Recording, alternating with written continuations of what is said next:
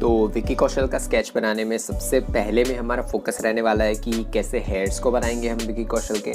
And then सबसे पहले तो हम डिसाइड यही करने वाले हैं कि कौन सी टेक्निक यूज़ करने वाले हैं। तो हमेशा की तरह मैं सेम ग्रिड मेथड यूज़ करने वाला हूँ, क्योंकि ग्रिड मेथड बहुत अच्छी है। छोटे छोटे फ़ोटो को आपको बहुत बड़ा बनाना है तो ग्रिड मेथड बहुत ईजी होती है। तो ग्रिड मेथड के अगर डायमेंशंस में आपको बताऊँ तो हॉरिजॉन्टल मतलब टेढ़ा आप देखने जाओ तो 14 बॉक्सेस है टोटल, एंड एक बॉक्स 1.5 सेंटीमीटर का है। और सेम हम सीधा देखने जाएं तो टोटल 18 बॉक्सेस है और एक बॉक्स 1.5 सेंटीमीटर का इजीली।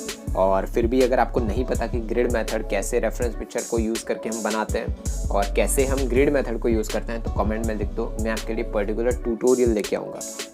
और अगर आपको नहीं पता कि कैसे प्रेशर अप्लाई करते हैं, कैसे पूरा स्केच बनाते हैं, कैसे ये चीज़ों को बनाते हैं लाइन टू लाइन, तो मेरा स्ट्रेट स्केचेस 2.0 नाम से अलग चैनल है। वहाँ पे आप पूरा रियल टाइम 9-12 घंटे के मेरे स्केचेस आप देख सकते हो, जहाँ पे आप देख सकते हो कि कैसे मैं हर एक जगह पे छोटी छोटी डिटेल्स, इरेज़र, पेंसिल कैसे यूज़ करता हूँ, तो वो भी आप चेकआउट कर सकते हो।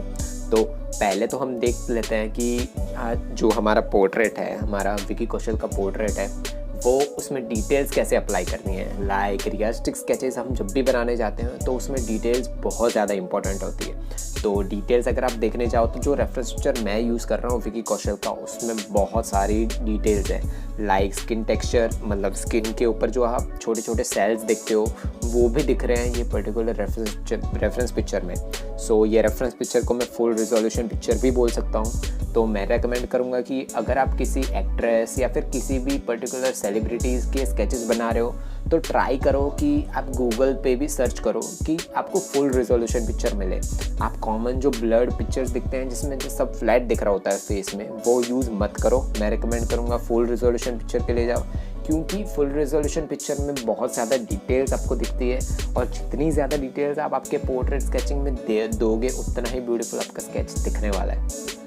तो इसके बाद हमारा फोकस रहेगा कि हेयर्स कैसे बनाएं, पहले तो विकी कौशल के। तो मैं हमेशा आपको ये चीज़ बोलता हूँ कि पहले हेयर्स का कलर देखो। तो अगर आपके मोस्ट ऑफ हेयर्स अगर आप देखने जाओ 75 to 80% लोगों के हेयर्स कम्प्लीटली ब्लैक ही होते हैं। और अगर आप फोकस करो आपके खुद के हेयर्स के तो वहाँ पे मिलियंस ऑफ हेयर्स होंगे, right. So millions of hairs बनाना तो प्रैक्टिकली इम्पॉसिबल है। तो हम क्या करेंगे कि जितने हो सके उतने छोटे छोटे हेयर्स बनाते रहेंगे।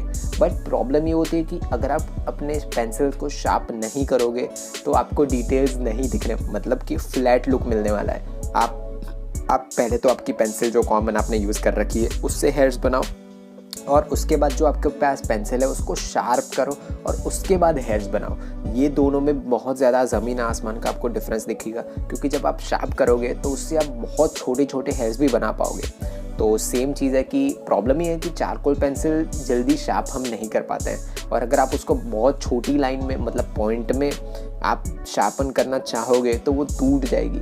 और प्रॉब्लम ये होती है कि चारकोल पेंसिल ग्रेफाइट पेंसिल जितनी स्ट्रॉन्ग नहीं होती है, और ये प्रैक्टिकली साइंस है। आपको लगेगा डायरेक्ट बोल रहा हूँ, बट ये साइंस है कि ग्रेफाइट ज़्यादा स्ट्रॉन्ग होता है। तो उसके शार्पनर्स में अगर आप ग्रेफाइट पेंसिल के शार्पनर्स के अंदर अगर आप चारकोल पेंसिल के शार्पनर से शार्प करने जाओगे तो ऑफकोर्स वो टूटने वाली है। तो उसी के लिए हमें यूज़ करनी पड़ेगी ब्लेड्स, जिससे बहुत पॉइंटेड हम लुक दे पाएंगे हमारे चारकोल पेंसिल से। और अगर आप 12-13 साल से नीचे हो और अगर आपको नहीं पता कि कैसे शार्प करते हैं ब्लेड से, मैं रिकमेंड करूँगा कि यूट्यूब पे भी बहुत सारे ट्यूटोरियल्स हैं कैसे शार्प करें। और अगर आपको मुझसे ही जानना है तो कमेंट में लिख दो, मैं आपके लिए अलग ट्यूटोरियल लेके आऊँगा कि कैसे मैं खुद शार्प करता हूँ मेरी चारकोल पेंसिल को। तो बेस लेयर के लिए पहले तो मैंने हार्ड चारकोल पेंसिल यूज़ की, और हार्ड चारकोल पेंसिल से मैंने बहुत छोटे छोटे हेयर्स बना दिए पहले तो। और वो हेयर्स बनाने के बाद मैंने यूज़ किया मेकअप ब्रश। आप पेंट ब्रश अगर आपके पास है तो वो भी यूज़ करके आप बेस लेयर जो हमारे चारकोल पेंसिल से बनाया था पूरे हेयर्स, उसको आप पहले तो फेड कर दो, मतलब कि ब्लेंड कर दो सारे पार्ट को। उसके बाद आप यूज़ करो मोनो इरेज़र। मोनो इरेज़र सिर्फ उन्हीं पार्टों पे यूज़ करो जहाँ पे आपको लगता है कि हाइलाइट्स बन रही हैं। जैसे कि ऊपर के बाल अगर आप विकी कौशल के फोकस करो तो वहाँ पे बहुत छोटे छोटे हेयर्स है। और एक और बार मैं बताना चाहता हूँ कि अगर आप फीमेल्स के हेयर देखो तो बहुत सारे ऐसे पार्ट्स होते हैं जहाँ पे कम्प्लीटली स्ट्रेट लुक मिलता है हमें। स्ट्रेट से मेरा मतलब है कि हेयर्स एकदम स्ट्रेट होते हैं। बट यहाँ पे चीज़ ये है कि जब आप मेल के हेयर्स पे फोकस करोगे तो बहुत सारे हेयर्स होते हैं जो आड़े टेढ़े जा रहे होते हैं। जैसे कि ये पर्टिकुलर विकी कौशल का हेयर देखने जाओ ऊपर वाला पार्ट, तो वहाँ पे बहुत सारे डायरेक्शंस हैं, मतलब हेयर थोड़े बहुत कर्वी हो रहे हैं बहुत अलग अलग जगह पे। तो वो कर्वी हेयर्स बनाने के लिए ऑफ कोर्स आपको हाइलाइट्स यूज़ करनी ही पड़ेगी और आपको आपके फ़ोटोज़ को जूम करना होगा जितना हो सके, ताकि आपको दिखे कि कहाँ कहाँ डिटेल्स दिख रही है, ताकि आप ग्रेफाइट पेंसिल को यूज़ तो करना ही मत कभी भी चारकोल के ऊपर, क्योंकि वो कंप्लीट शाइन दे देगी। तो अगर आप किसी जगह पे आप कंप्लीटली यूज़ कर रहे हो चारकोल पेंसिल, तो वहाँ पे कंप्लीट चारकोल पेंसिल को ही यूज़ करो। और उसके बाद आप ग्रेफाइट, पहले तो हमने जैसे कि चारकोल पेंसिल के हेयर्स बनाते टाइम बेस लेयर हमने हार्ड चारकोल पेंसिल यूज़ की, बहुत सारे हेयर्स बनाए, उसके बाद उसको ब्लेंड किया और उसके बाद फर्स्ट लेयर के लिए हमने यूज़ किया सॉफ्ट चारकोल पेंसिल, सिर्फ उन्हीं पार्ट पे जो हमें कम्प्लीटली ब्लैक दिख रहे हैं। क्योंकि चारकोल पेंसिल्स 3 टाइप की होती है, पहले तो हार्ड चारकोल पेंसिल, फिर मीडियम चारकोल पेंसिल और फाइनली सॉफ्ट चारकोल पेंसिल। जो हार्ड चारकोल पेंसिल होती है वो हमें थोड़ा बहुत लाइटर लुक देती है, बट जो सॉफ्ट चारकोल पेंसिल होती है वो कम्प्लीटली ब्लैक लुक देती है हमें। तो फाइनली फर्स्ट और सेकंड लेयर के लिए यूज़ करो सॉफ्ट चारकोल पेंसिल सिर्फ उन्हीं पार्ट पे जो कम्प्लीटली डार्क दिख रहे हैं आपको, और उसके बाद फिर से यूज़ करो आपका मेकअप ब्रश या पेंट ब्रश जो भी है आपके पास, उससे आप ब्लेंड कर दो और फाइनली यूज़ करो मोनो इरेजर जिससे आप हाईलाइट्स दे पाओ। और उसके बाद हम फोकस करने वाले हैं, हम पहले तो लाइट सोर्स देखने वाले हैं कि कहाँ पे है। तो ऑफ कोर्स जो हाइलाइट्स हेयर्स पे बन रही थी उससे आपको पता चल जाना चाहिए। सबसे पहले तो जब भी आपके पास रेफरेंस पिक्चर आती है तो आपको पता चल जाना चाहिए पहले तो कि लाइट सोर्स कहाँ पे है। और लाइट सोर्स पता करने से हमारा प्रॉफिट ये होने वाला है कि आपको पता चल जाएगा कि कहाँ पे शेडोज़ ज़्यादा बनेगी, कहाँ पे हाईलाइट ज़्यादा बनेगी। तो ऑफ कोर्स जो सन है वो ही लाइट सोर्स है ये पर्टिकुलर रेफरेंस पिक्चर में, और वो थोड़ा बहुत ऊपर है। तो ऑफ कोर्स लाइट्स कहाँ बनेगी, लेफ्ट साइड वाला पार्ट फेस है जो विकी कौशल का, उस पर, और ऊपर वाले हेड्स है वहाँ पे। तो ऑफ कोर्स शेडोज़ नीचे बनने वाली है फेस पे। तो ये हमारा डिफरेंशिएट हो गया।